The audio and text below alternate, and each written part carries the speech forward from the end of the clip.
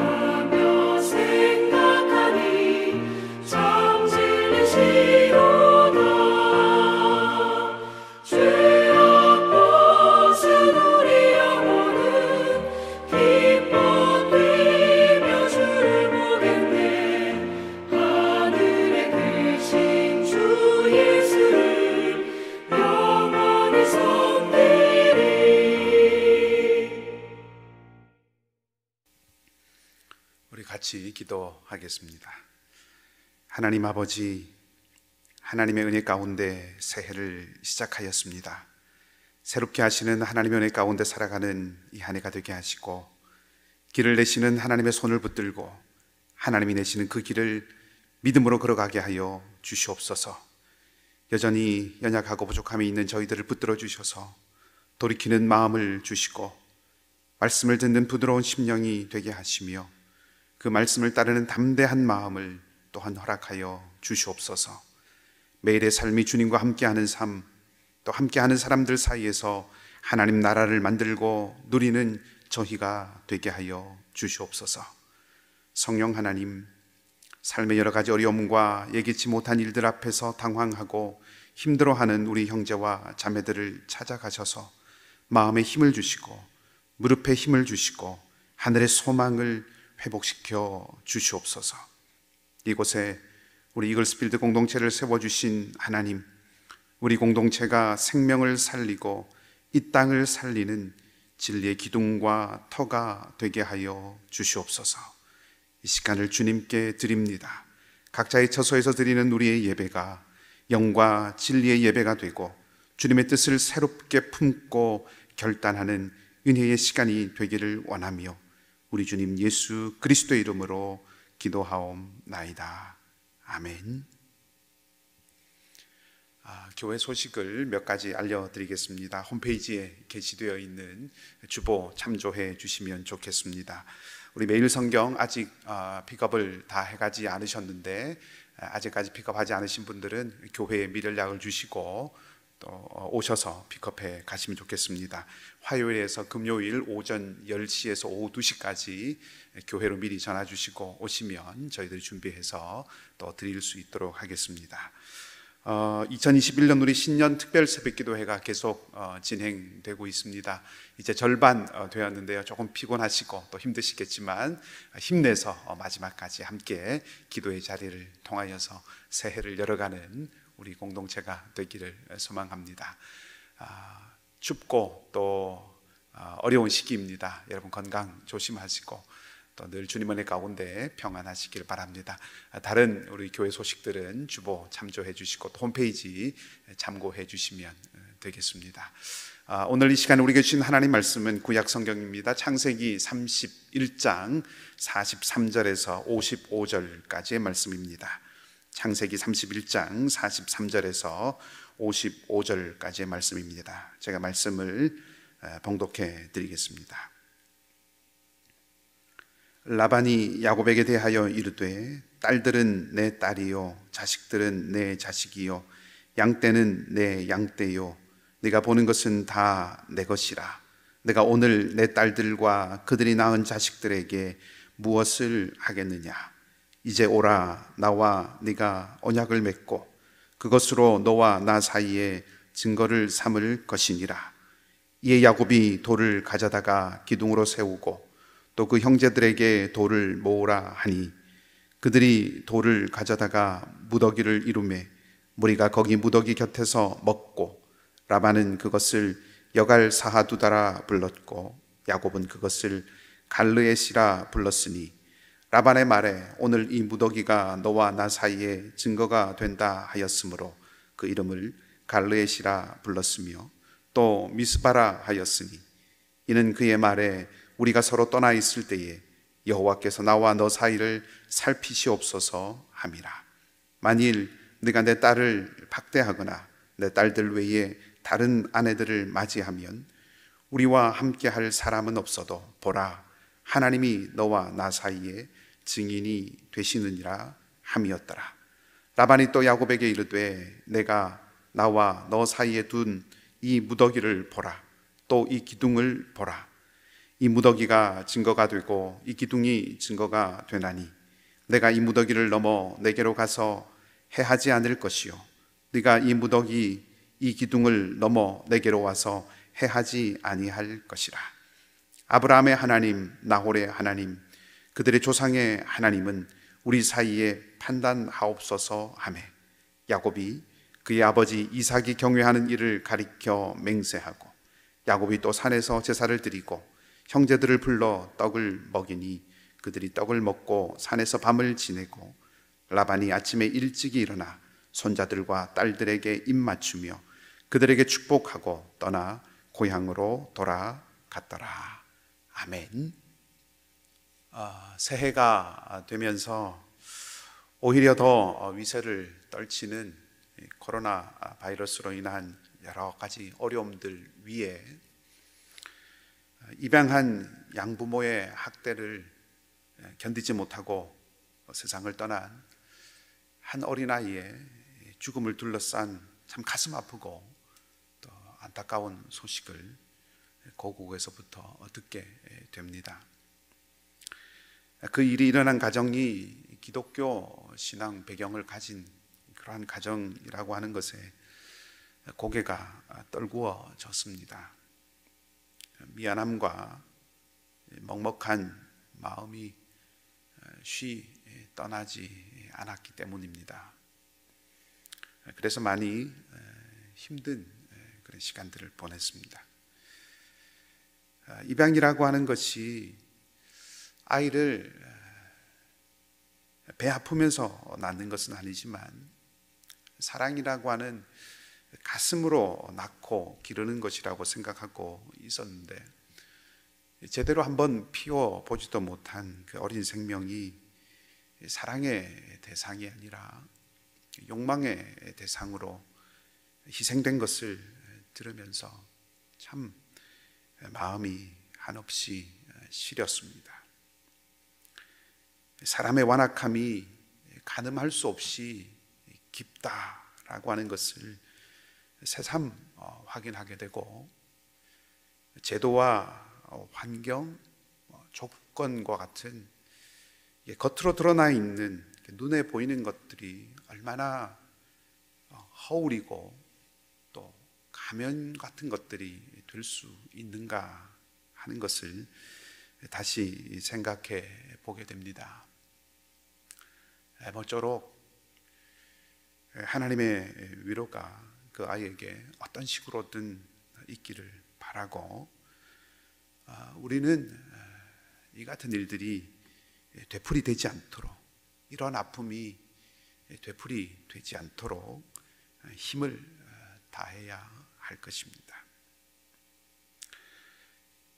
이만큼의 어떤 비극적이고 가슴 아픈 이야기는 아니지만, 우리는 야곱의 가정에 드리워져 있는 그늘을 사실 볼 수 있습니다.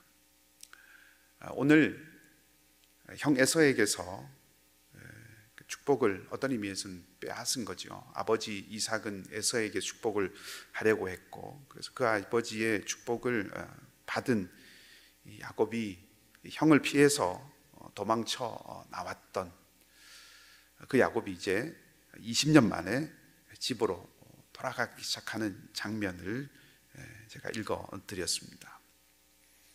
이 구장을 살피고 난 이후에 바로 31장에 오게 되었는데, 그간에 지나간 이야기들 가운데 하나만 생각을 해 보려고 합니다.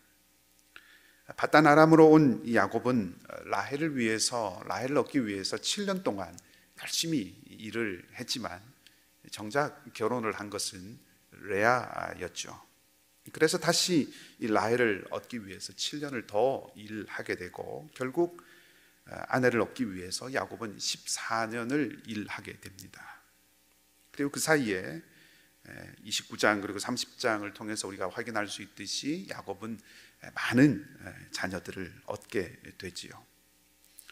그런데 바로 앞장인 이 30장 말씀을 보면 야곱의 가정에 아이가 늘어가는 모습, 자녀들이 늘어가는 이 모습을, 한 아이가 태어나고 그래서 그 가정이 사랑으로 기뻐하고 또 즐거워하고, 또 다른 아이가 태어나고 그래서 부모가 가족들과 함께 행복을 만들어가고 또 사랑을 키워가는 그런 가정의 모습으로 그려주고 있지는 않습니다. 창세기 기자는 어쩐 일인지 그런 부분에 대해서는 침묵을 하고 있고, 오히려 두 자매의 끊임없는 어떤 경쟁과 갈등을 이렇게 돋보이게 하고 있습니다.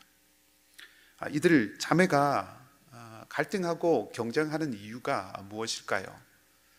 레아와 라헬이 관심을 가지고 마음을 두고 마음을 쏟고 있는 곳은 어디 혹은 누구일까요?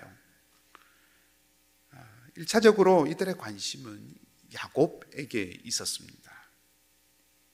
6번째 아들을 얻었던 이 레아가 그 아들의 이름을 스볼론이라고 짓습니다. 그렇게 지은 이유를 30장 20절 말씀을 보면, 이제는 그가 나와 함께 살 것이기 때문에 그렇게 이름을 짓습니다. 그러니까 레아가 생각하기에 이 6번째 아들 스볼론을 낳고 들었던 마음이, 이제는 이 야곱이 나와 함께 살겠구나 하는 그런 마음에 확신, 이런 생각이 들었다 하는 거죠. 사람 다 누구나 존재감을 가지려고 합니다. 나는 없는 사람 취급당하는 것이 이 세상에서 가장 행복해 라고 그렇게 하는 사람은 아마 없을 것입니다. 소심하고 또 수줍음이 많아서 남들 앞에 서는 것이 부끄럽고 또 어려워서 남 앞에 서게 되고 드러나는 그것이 부담이 될 수는 있겠지만, 아예 그 존재감 자체를 무시당하는 것에서 행복을 느끼는 것은 아마 불가능이 아닐까 하는 생각을 해봅니다. 사람들은 자신의 존재감을 누구나 다 어떤 식으로든 드러내려고 하지요. 그리고 또 그 존재감을 얻으려고도 합니다. 그것이 나쁜 것은 아닙니다. 그것이 잘못된 것은 아닙니다. 그것은 당연하고 자연스러운 일이죠. 왜냐하면 하나님께서 창조를 통해서 우리에게 존재를 주셨기 때문입니다. 그러니까 존재감, 그것을 얻고 찾으려고 하는 것, 그 자체는 나쁜 일 아닙니다. 문제는 무엇을 통해서 어떻게 그것을 얻으려고 하고 어디서 그것을 누리려고 하는가라고 하는 거기에 문제가 있습니다. 이 고대 사회에서 여성이라고 하는 존재는 자신의 안위나 또 자기의 권리를 위해서 확실하게 한 가장의 아내로 자리매김하는 것이 아주 중요했습니다. 남편이 없는 여성은 사회적으로 그 고대 사회에 있어서는 절대적인 약자였기 때문에 그렇죠. 그런 이유들 때문에 아마 이 라헬도 레아도 이 야곱을 차지하려고 서로 경쟁했을 것 같습니다. 내가 존재감을 잃지 않고 또 권리를 잃지 않고 살아가기 위한 또 내 존재감을 확인할 수 있는 그 길을 이 두 사람은 찾았겠죠. 그리고 그것이 야곱이라고 하는 것을 생각하게 되고, 그래서 야곱이라고 하는 남편을 자기 곁에 두는 것이 가장 큰 목적이었습니다. 그리고 그 남편이라고 하는, 다시 말하면 내 존재를 의미 있게 해주는 그 어떤 것, 그것을 차지하려고 하는 마음이 밖으로 표출되고 표현된 것이 바로 경쟁과 갈등이겠지요. 그리고 다툼이었던 것일 것입니다. 아무튼 남편을 차지해서 존재감을 확보하는 것, 그것이 아마 그 시대를 살아가는 여성들의 어떤 삶의 방식이 아니었을까 하는 생각을 해봅니다. 레아는 셋째 아들을 낳고 이름을 레위라고 그렇게 지었습니다. 남편이 이제 나와 연합하게 되었다라고 하는 그런 의미를 가지고 있는 거죠. 남편이 나와 하나가 되었다, 이제 나를 떠나지 않는다라고 하는 그런 마음이었죠. 그리고 넷째 유다를 낳았을 때는 찬송이라고 이름을 지었습니다. 야곱과 연합하고 내 존재가, 레아라고 하는 내 존재가 이제는 견고해지는, 남편과 함께 거하는 그 견고함, 연합하는 견고함이 있는 그 축복을 받았으니 하나님을 찬양할 만하다라고 그렇게 속으로 생각을 하는 것입니다. 그러나 이어서 어떻게 됩니까? 야곱은 레아와 연합하지 않고 라헬의 여종인 빌하에게로 갑니다. 그리고 빌하를 통해서 아이를 얻은 라헬은 그 아들을 얻자 납달리라고 하는 이름을 짓습니다. 경쟁에서 이제 내가 이겼다라고 말합니다. 그래서 야곱을 차지하는 거죠. 라헬과 이 레아, 이 두 사람에게, 두 여인에게는 야곱이 마치 신기루와 같았습니다. 보이다가 또 사라지기를 계속 반복하지요. 손에 쥐었을 때는 마음이 한없이 높아져서 레위라고 이름을 짓고 스볼론이라고 이름을 짓지만, 손아귀에서 빠져나가면 또 끝도 없이 마음이 추락하게 됩니다. 추구하지만 영원하지 않다라고 하는 거죠. 추구했지만 내 존재를 확인하기 위해서, 내 존재감을 누리기 위해서, 내 존재감을 확보하고 확인하기 위해서 추구했지만, 남편을 추구했지만, 야곱을 추구했지만, 오히려 내가 그 추구한 그것에 의해서 좌지우지되는 그런 노예 같은 상태가 되어버렸다 하는 것입니다. 비단 이것은 고대 사람들의 모습만은 아니라고 저는 생각을 합니다. 오늘날의 우리도 마찬가지이지요. 우리도 내 존재를 의미 있게 해주는 어떤 것을 찾습니다. 내가 살아있고 내가 존재하고 있음을 느끼게 해주고 또 드러내주는 그 어떤 것을 우리는 일생 동안 찾아갑니다. 그것을 우리 추구라고 말할 수 있을 것입니다. 어떤 사람들에게서 그것은 물질입니다. 물질로 나를 드러낼 수 있고 또 물질 안에서, 풍족한 그 물질 안에서 내 존재를 확인할 수 있다고 생각하고 믿기 때문이죠. 그래서 물질을 추구합니다. 어떤 사람은 지위입니다. 어떤 타이틀이나 어떤 이름이 내 존재감을 확인시켜 준다고, 확보하게 해준다고 생각하기 때문에, 그것을 믿기 때문에 명예를 끊임없이 추구합니다. 어떤 사람에게는 그것이 환호이죠. 누군가가 인정해주고 또 알아봐주고 나아가서 자기를 높여줄 때 존재감을 느낍니다. 그래서 계속해서 자신을 꾸미지요. 보여줄 수 있는 어떤 것들을 계속해서 찾아갑니다. 그런데 문제는 때로는 그 안에서 우리가 만족과 존재감을 느끼거나 또 확보하는 것처럼 그렇게 생각되어질 때가 있지만 문제는 그것이 영원하지 않다는 것입니다. 견고한 토대, 영원토록 흔들리지 않는 견고한 토대가 되지 않는다 하는 것이죠. 시간과 환경에 따라서 변해버린다는 것입니다. 어제는 많은 사람들이 환호해 주었는데 오늘은 잊혀져 버린다는 것이죠. 그래서 그것을 견디다 못해서 삶에서 손을 놓아버리는 그런 사람도 있습니다. 어제는 많은 것을 가지고 풍족함이 있었는데 오늘은 그것을 다 잃습니다. 그래서 사람들이 떠나갑니다. 나도 덩달아서 존재감을 잃게 되죠.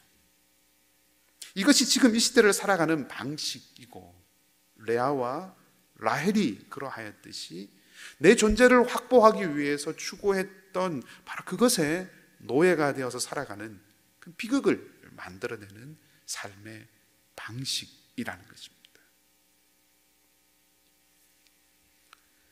존재는 관계를 통해서 경험할 수 있습니다. 나 혼자 아무도 없는 곳에서, 또 아무것도 없는 곳에서는 존재감을 누리거나 혹은 느끼지 못할 것입니다. 존재는 반드시 관계를 필요로 합니다. 어떤 관계를 누구와 무엇과 맺느냐라고 하는 것이 중요하다 하는 말씀이죠. 유대인 철학자인 마르틴 부버가 그런 관계들을 나와 그것 혹은 나와 너라고 하는 관계로 이렇게 표현을 했습니다. 조금 어려운 말일 수도 있겠습니다만은, 한마디로 말하면 인격적인 관계가 맺어져야 그 안에서 참다운 인간 존재를 발견하게 된다라고 하는 것을 말하는 것입니다.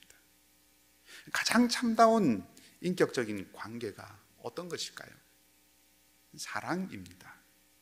우리는 주고 또 받는 그 사랑 안에서 참다운 존재감을 얻는다 하는 것이지요. 물질도, 또 어떤 지위도, 명예도, 또 환호도 주고받는 사랑의 참된 관계를 위한 대상은 아닙니다. 인격적인 관계는 인격적인 관계와, 인격적인 존재와 관계를 맺는 데서 나타나는 것이죠. 그리고 그 관계가 참된 사랑의 관계가 되어야 참된 존재감을 확인할 수 있다 하는 것입니다. 예를 하나 들어볼까요?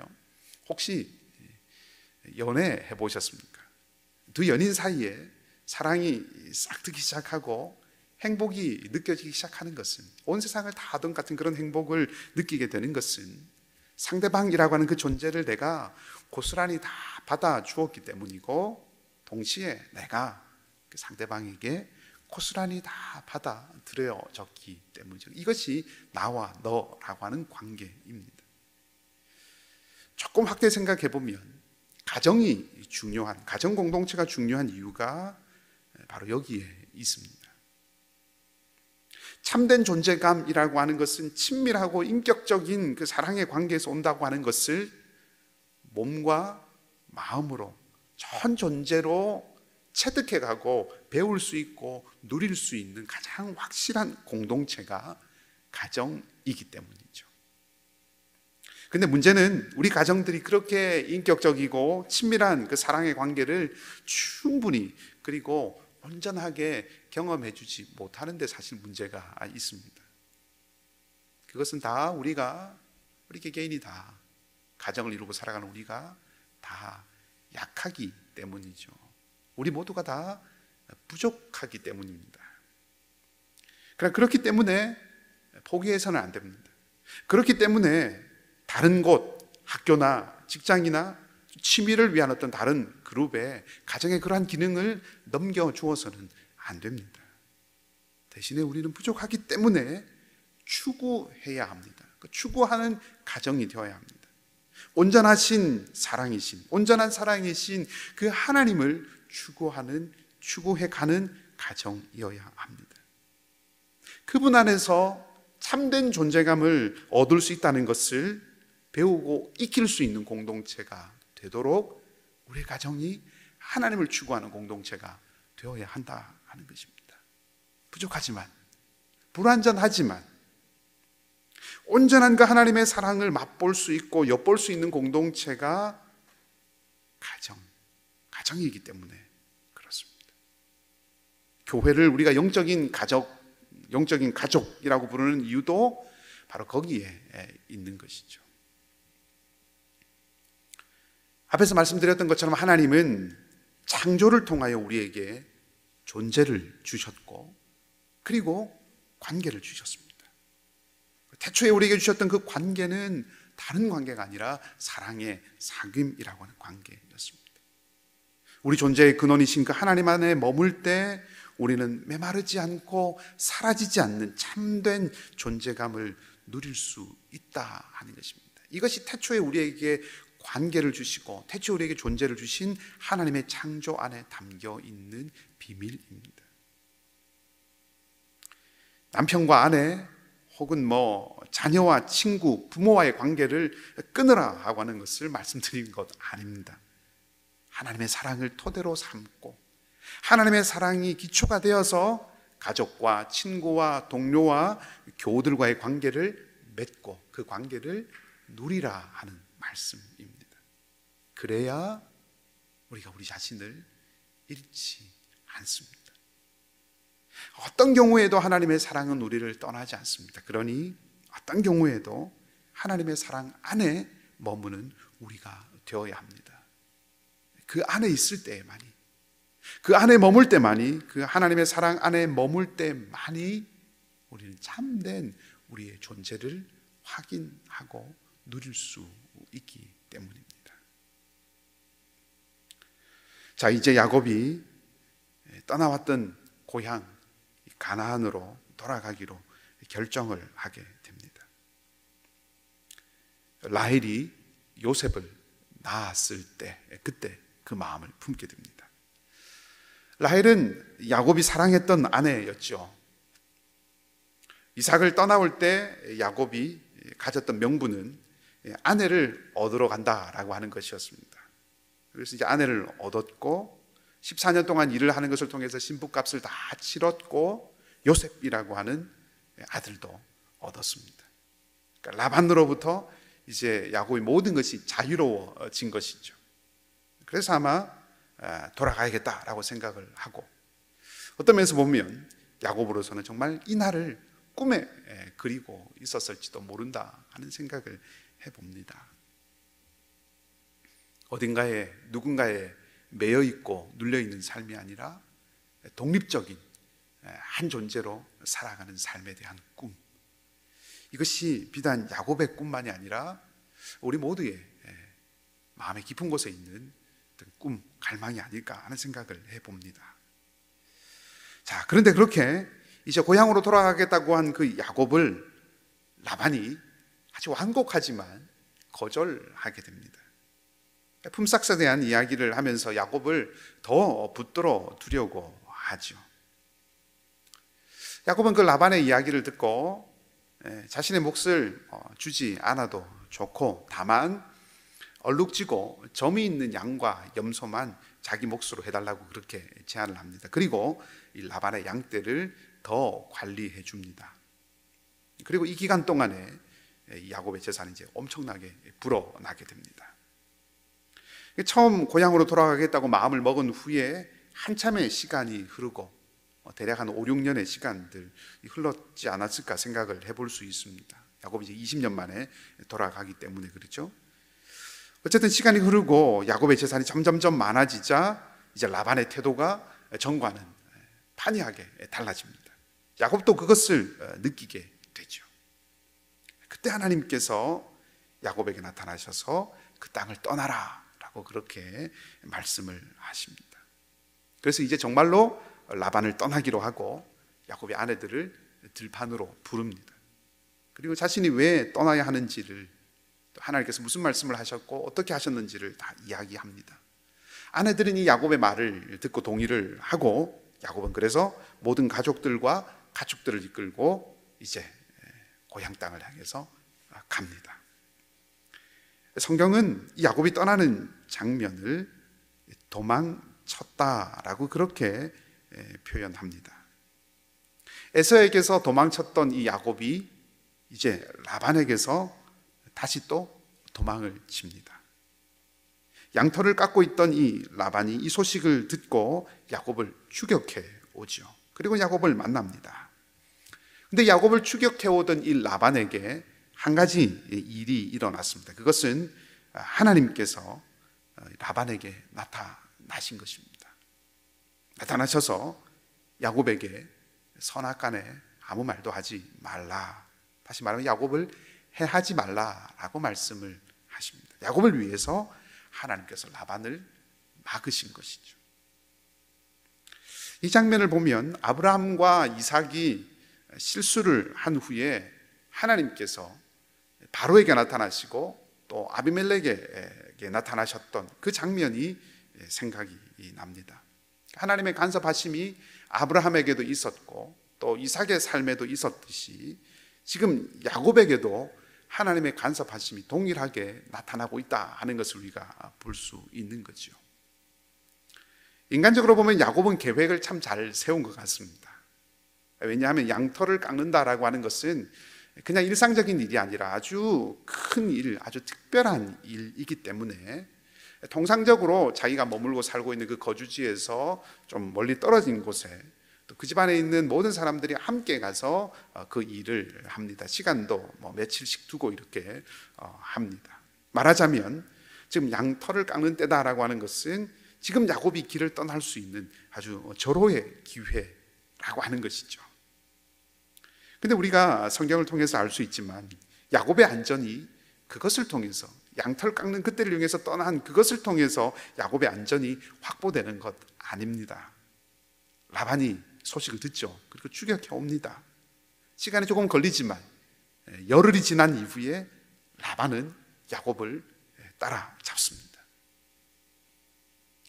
야곱의 안전은 말씀드렸던 것처럼 야곱이 알지 못하였던 때에 라반에게 나타나셨던 그 하나님 때문에 확보된 것입니다. 그리고 그 하나님이 야곱에게 나타나셔서 떠나라고 하시고 내가 너와 함께 하시겠다라고 말씀을 하셨죠. 우리는 다시 한번 확인하게 됩니다.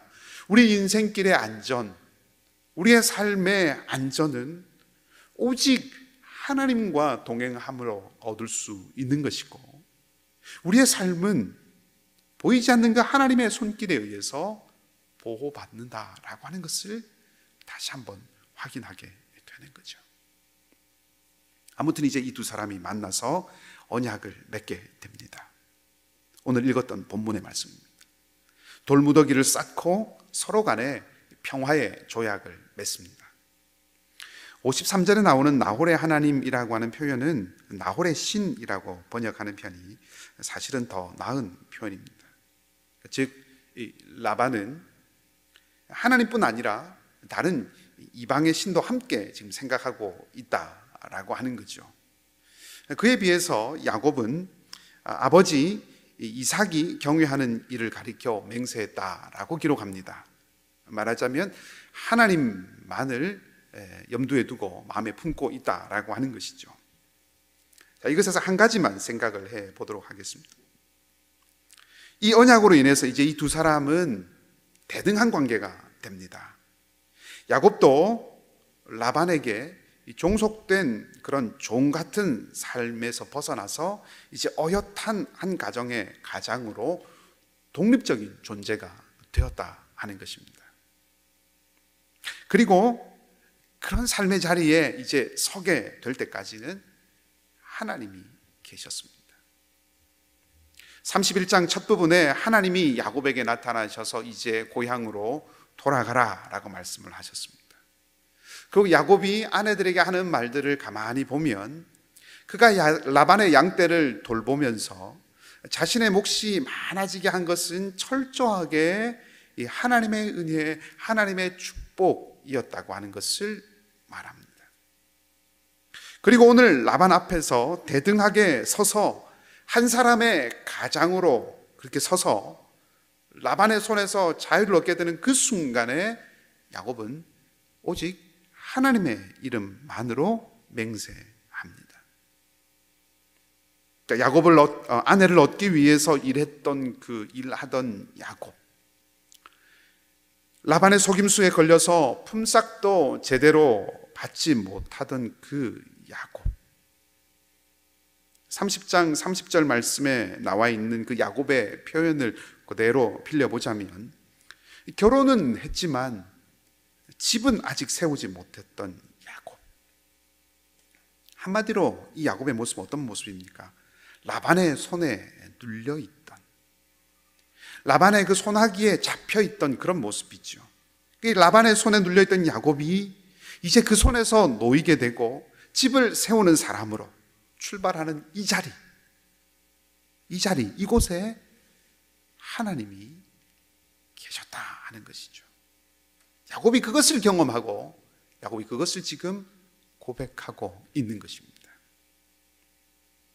어떤 면에서 혈혈단신 아무것도 가지지 않고 들어갔던 그 라반의 집에서 많은 가족들과 또 많은 가축들, 많은 재산들을 가지고 나오는 이 야곱의 모습은 애굽에서 많은 종들과 가축들을 데리고 돌아왔던 그 아브라함의 모습이 생각나게 하고, 또 나아가서 훗날 애굽 땅에서 가축들과 패물들을 들고 나오는 그 출애굽하는 이스라엘 백성들의 모습을 미리 보여주는 것 같은 그런 장면입니다.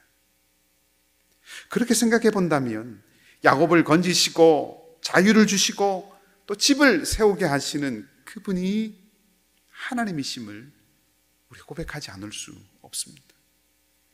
또한 야곱을 다시 가나안으로 이끄셔서 그 땅과 후손에 대한 약속을 이어가시는 그 하나님을 우린 다시 만나게 되는 거지요.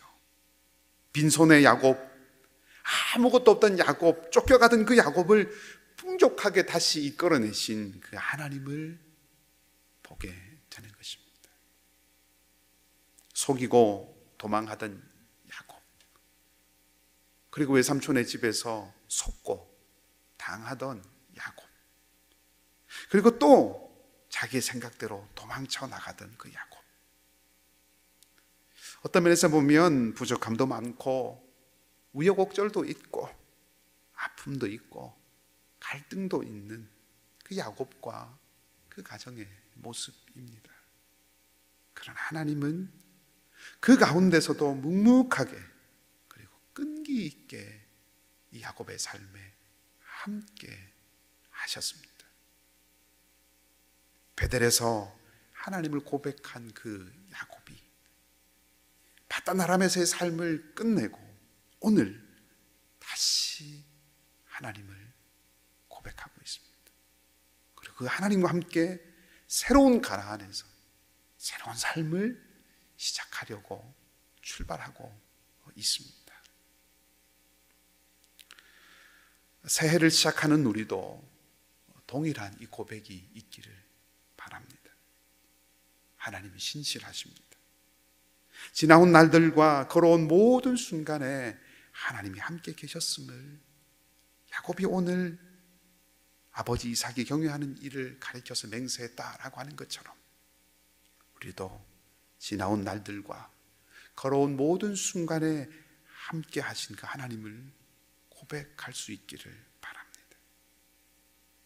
상함이 있고 찢김이 있고 계획과 실패가 있고 실수가 있고 두려움이 있고 또 아픔도 있고 갈등도 있지만, 그러나 그 야곱, 그러한 삶을 살았던 그 야곱과 함께 하셨던 그 하나님이 우리의 삶에도 동일하게 마침내 이루실 그 하나님 나라를 위해서 우리 안에서 여전히 일하심을 고백하는, 또 그 고백과 함께 시작하는 우리가 되기를 바랍니다.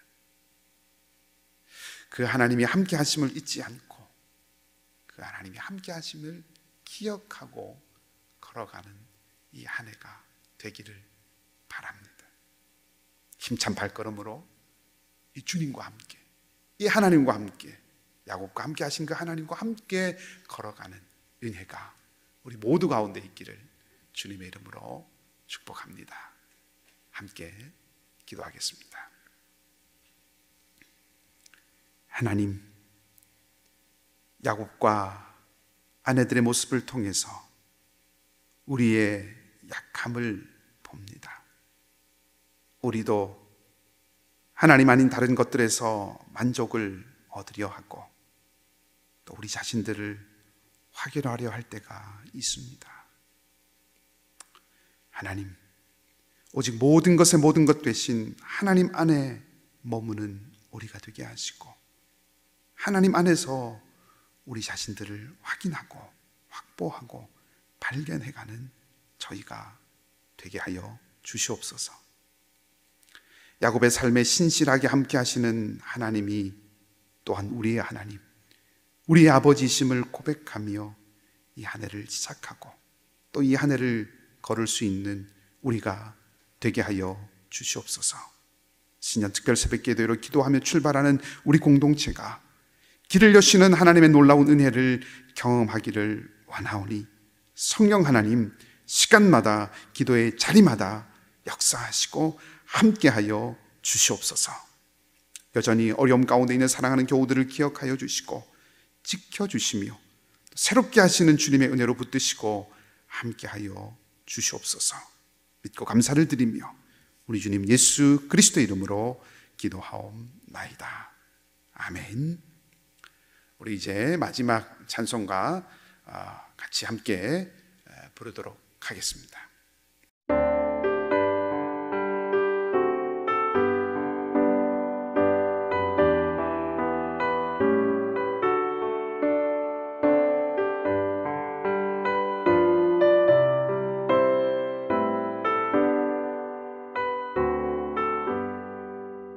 나의 영원하신 기업 생명보다 귀하다.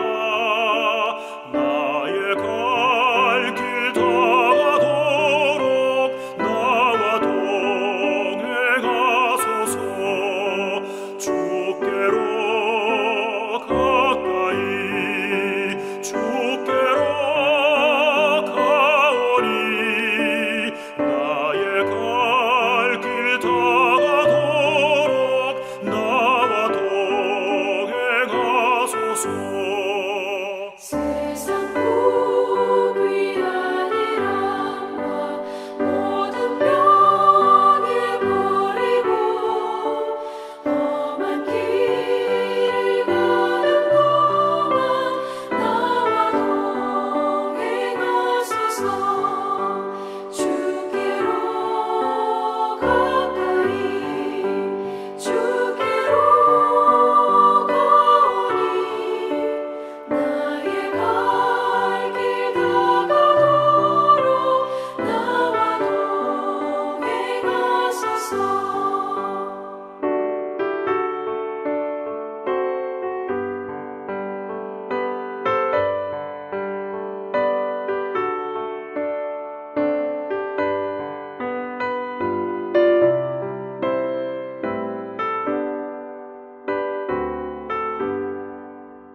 어둠 몰짝 지나가며 험한 바다 건너서 천국 문에 이르도록 나와 동행하소서.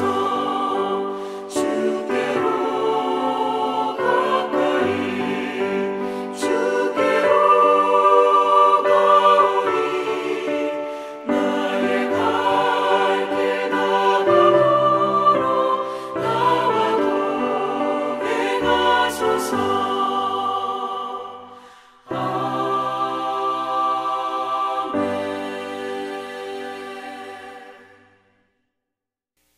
함께 기도하겠습니다. 우리 주님 예수 그리스도의 은혜와 하나님 우리 아버지의 사랑하심과 보혜사 성령님의 인도하시고 위로하시고 교통케 하시는 역사가 사랑하는 이글스필드 모든 가족들 위해, 선교사님들과 그 사역들 위해 이윤성 자매와 그 외 모든 연약한 교우들의 자리 가운데 상록교 어르신들과 사랑하는 자녀들과 그들의 미래 위에, 그리고 북녘 땅 동포들 위에 이제로부터 영원토록 함께 하옵시기를 간절히 축원하옵나이다. 아멘.